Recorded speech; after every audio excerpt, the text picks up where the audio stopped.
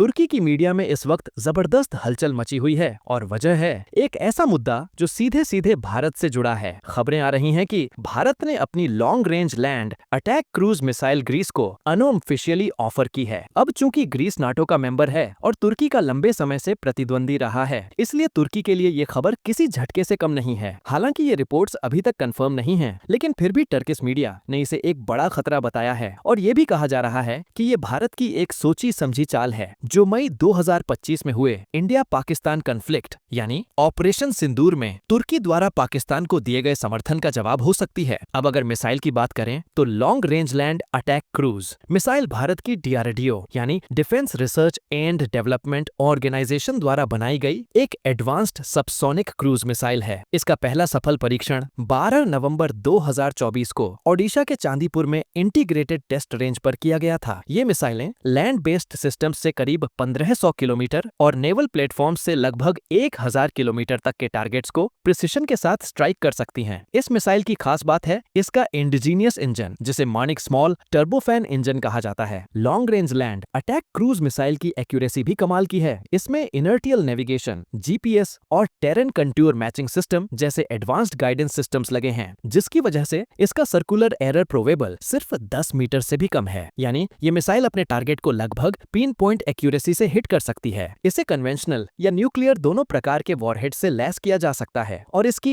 लो altitude terrain hanging flight इसे enemy की radar system से बचने में मदद करती है। यही कारण है कि इसकी तुलना अमेरिका की टॉमहॉक और रूस की कैलिबर मिसाइल से की जाती है। इस मिसाइल को मोबाइल लॉन्चर और इंडियन नेवी के यूनिवर्सल वर्टिकल लॉन्च मॉड्यूल से भी लॉन्च किया जा सकता है, जो फिलहाल इंडियन नेवी के 30 से ज्यादा वॉरशिप्स पर तैनात है। इसकी मैन्यूवरेबिलिटी और एयर डिफेंस सिस्टम से बच निकलने की क्षमता इसे और भी खतरनाक बना देती है, खासकर तुर्की के पास मौजूद S-400 जैसी डिफेंस सिस्टम्स के खिलाफ। अब बात करें तुर्की की चिंताओं की, तो टर्किश मीडिया का कहना है कि अगर ये मिसाइल ग्रीस के पास जाती है तो वो तुर्की के स्ट्रेटेजिक मिलिट्री एसेट्स को सीधे टारगेट कर सकती है। टर्किश मीडिया एजेंसी ने यह भी बताया गया है कि 2025 नाम के डिफेंस एग्जीबिशन में जो एथेंस में हुआ था, वहां इंडिया ने अपने long range land attack cruise missile को प्रमुखता से दिखाया गया था और वहीं इस मिसाइल को ग्रीस को ऑफर किया गया। टर्किश रिपोर्ट्स में यह भी अनुमान लगाया गया है कि इस मिसाइल की मदद से ग्रीस तुर्की के कई बड़े शहर, एयरबेस, रडार इंस्टॉलेशन और यहां तक कि S-400 सिस्टम्स को भी टारगेट कर सकता है। वहीं दूसरी ओर तुर्की का आरोप है कि भारत और ग्रीस के बीच ये मिलिट्री अलाइनमेंट इसलिए बन रहा है क्योंकि ऑपरेशन सिंदूर के दौरान तुर्की ने खुलकर पाकिस्तान का साथ दिया था, चाहे वो ड्रोन की सप्लाई हो, एयरफोर्स एडवाइजर भेजना हो या फिर वॉरशिप डिप्लॉयमेंट। टर्किश मीडिया में एक और इंटरेस्टिंग क्लेम किया जा रहा है कि ग्रीस ने भारत से ऑपरेशन सिंदूर के दौरान राफेल जेट्स की परफॉर्मेंस से जुड़े ऑपरेशनल इंसाइट्स भी मांगे हैं, ताकि वो अपने ट्रेनिंग मॉड्यूल्स और टैक्टिकल प्लानिंग को